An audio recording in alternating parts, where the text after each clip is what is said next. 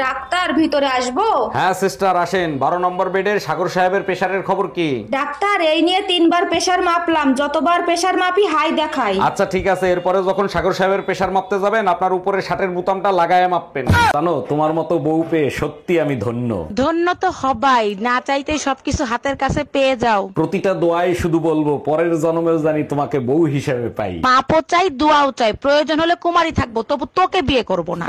কপাল ভালো, ইফতারির ঘোষণা মেয়েরা দেয় না ছেলেরা দেয়। আর যদি ইফতারির ঘোষণা মেয়েরা দিত তাহলে কি ইফতারি হতো না? অবশ্যই হইতো, মেকআপ করতে করতে মাগরিবের জায়গায় এশা হইতো। আমি বুঝি না একটা মানুষ এত মার কেমনে খাইতে পারে। ডাক্তার ভিতরে আসবো?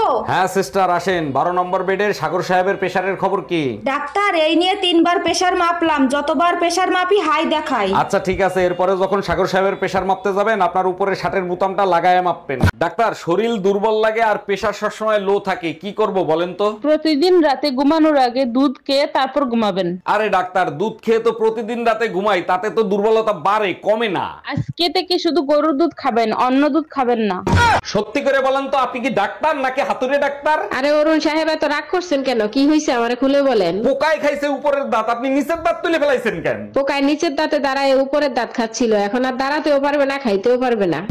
ইয়া সিঙ্গারার ভেতরে আলু দিছেন তো? না আপু, সিঙ্গারের ভিতর সিমেন্ট ঢুকাই রাখছি। কি যে বলেন না ভাইয়া, শুধু মজা করেন। কথাটা শুরু করছে কে? আচ্ছা ঠিক আছে, 4টা সিঙ্গারা দেন। ঠোঙ্গায় দিব না কাগজে দিব? আমি মেমোরি কার্ড দিচ্ছি, তার ভিতরে দেন। ভাই শুনছো, পাশের বাড়ির মফিজ ভাই আছে না, সে নাকি মারা গেছে। বলো কি সর্বনাশ! ভাই তো বিয়ে করছে 6 মাস হয়েছে তাই না? হ্যাঁ 6 মাস হইছে। ভরা যৌবনে স্বামী হারা হলো ভাবি। বেচারা ভাবির জন্য খুব কষ্ট হচ্ছে। আচ্ছা ভাবি কি এইখানেই থাকবে না বাপের বাড়ি যাবে?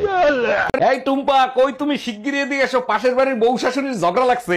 এই তুমি তো এমন ছিলা না, কি হয়েছে? তোমার মেয়েদের মতো আচরণ করতেছো কেন? তোমরাই তো পুরুষ বিবর্তনের জন্য উঠে পড়ে লাগছে, এখন প্রশ্ন করতেছো কেন? এভাবে চলতে থাকলে পুরুষ তো আর পুরুষ থাকবে না, মেয়ে মানুষ হয়ে যাবে, তখন কি হবে? তখন যা হবে দেখা যাবে, এখন আসো বউ শাশুড়ির ঝগড়া দেখি।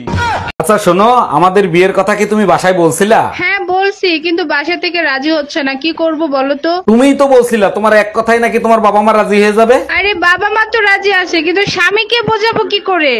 এই তুমি বাপের বাড়ি দিয়ে কবে আসবা? আরে বাবা 2 দিন হইলো বাবার বাড়ি আসছি, এখনই জিজ্ঞেস করতেছো কবে আসবা? কি হইছে বলো তো? রিয়া সরকারের বিয়েতে গেছিলাম, কার্ডে লেখা ছিল সবাই লালটাই পরে আসবেন, গিয়ে দেখি সবাই শার্ট প্যান্টও পরে আইছে।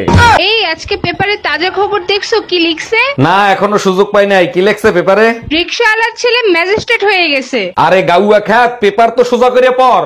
ম্যাজিস্ট্রেটের ছেলে রিকশাওয়ালা হয়ে গেছে। জানো কালকে রাতে আমার স্বপ্নে জিন আইছিল। বলো কি, তাই নাকি? তা কি চাইলা? আমি চাইলাম আমার বোর জ্ঞান বুদ্ধি 10 গুণ বাড়ায় দেন। তুমি স্বপ্নেও আমার কথা চিন্তা করো? জিন হাসতে হাসতে বলে 0-র সাথে 10 কেন, 1000 গুণ করলে 0ই হবে।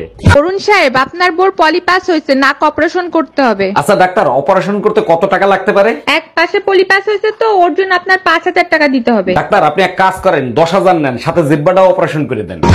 আচ্ছা ভাবি, আপনি যে এতগুলো বাচ্চা নিলেন এদের নাম ঠিক মতো বলতে পারবেন? শুধু আমি না, দুনিয়ার সবাই বলতে পারবে। বলেন কি, তাই নাকি? তা কি নাম এদের? January, February, March, April, May, June, July, August, September, October, November কোলে, ডিসেম্বর পেটে।